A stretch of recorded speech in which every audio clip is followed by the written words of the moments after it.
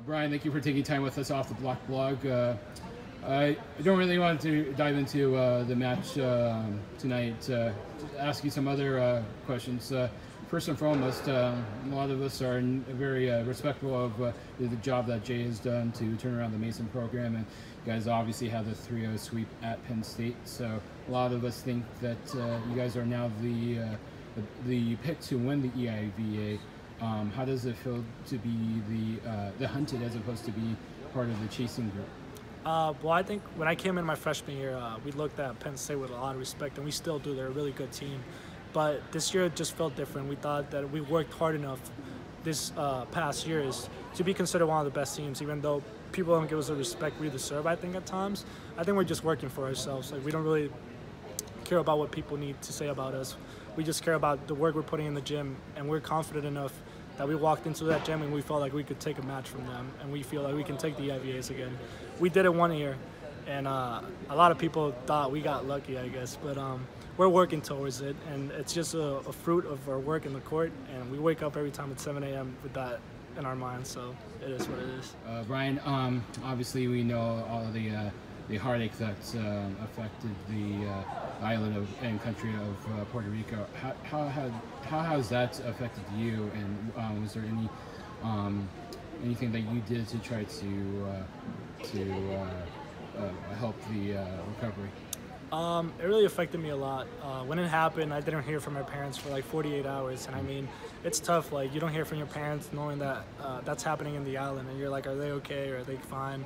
And I mean, Puerto Rico is still struggling. There's a lot of challenges they're facing still after a couple months, and I mean, you can't control nature, and I feel like I wanted to do a lot of things, but within the island, there was a lot of things happening that weren't allowing me to do so.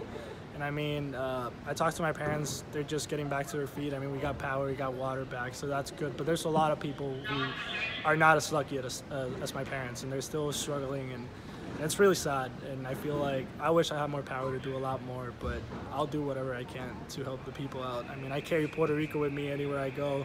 That's where I learned how to play. That's where my parents taught me and made me the person I am today, so I'm grateful for that. So any way I can help, I will. Well, let's talk about another Puerto Rican connection. After a match, I didn't want to interrupt you because you had a blast connecting with the old friend and John Rivera of USC. Can you tell us about your connection to him, and is talking for 10, 20 minutes after a match just something that you guys have personally, or is that even a Puerto Rican thing? I haven't seen John in a while. I mean, I couldn't go home this past Christmas. I went to see my brothers in Florida, so catching up with him is always fun. I mean, I played with him my entire life, and he's still my favorite opposite, and he knows that. It's good catching with him. I mean, he's enjoying his time at USC. I'm just happy. Like, a lot of people, I'll say a lot of people doubted him, and I'm just grateful that he made it, and he can look back and just say, hey, I had a blast in college. And I mean, we've been best friends for like forever, so we just feel happy whenever one of us accomplishes something. So that's, I mean, I love him. I would like to talk to you or get your thoughts on your relationship with Coach Hosak.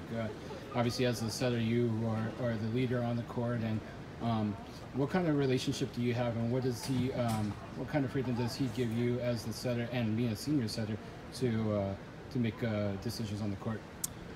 He gives me a lot of trust. That's always good. I mean, because I believe in what you can do is always good, and he gives me a lot of leeway to do whatever I want. To a certain extent, obviously, if I'm not doing the right things, he'll let me know. But I mean, he's been great. He's been pushing me out every day in practice, and I got to be grateful for that, because there's no improvement if you're not pushing yourself in the court. And it's been a good relationship. It's been a good back and forth. I mean, we sometimes we don't agree, but it's okay to disagree, and we talk it out, and it's just making me a better player at the end of the day, so I'm just happy he's here. And then another Puerto Rican question. You have some experience with the Puerto Rican national team. How has that helped you to succeed on the NCAA college level? I think coming in, I had a lot of stuff to work on. I mean, I was slow. I mean, I've been a big setter all my life. Being with a national team, it's just been a confidence booster. I mean, you walk in that gym, and even if you're not playing, if you're shagging balls and you're watching what the guys are doing, you get a lot of feedback from your own kind of play. So it's always good to be in that gym. I always feel like I'm getting better. There's a lot of players that I look up to still, And I mean, walking in college, I just feel like I got a lot more confidence because they pushed me to that level. And I can't wait to be back in that gym and just keep pushing myself. Well, thank you for taking time with us off the Block blog, and good luck the rest of the season. Thank you.